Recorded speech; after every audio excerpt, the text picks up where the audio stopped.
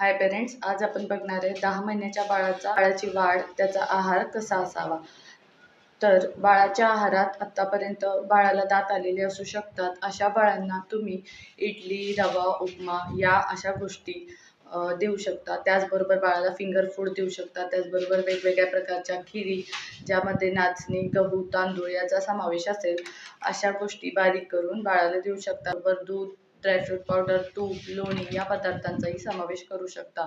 आणि जर नॉनव्हेज खायला सुरुवात केलेली असेल तर तुम्ही बाळाला अंड ट्राय करू शकता. अंड तुम्ही वेगवेगळ्या फॉर्ममध्ये बाळाला देऊ शकता. त्याचबरोबर चिकन, मटन या गोष्टी थोड्या कमी प्रमाणात बाळाला सुरू कराव्यात. बाकीचं बाळाची संपूर्ण वाढ, बाळ आत्तापर्यंत कोणत्या ॲक्टिव्हिटी करायला पाहिजे याबाबतचा व्हिडिओ आपल्या चॅनलवरती अपलोडेड केलेला आहे. तोही तुम्ही जाऊन बघू शकता. अशाच टिप्ससाठी नवीन आईबनला नक्की फॉलो करा.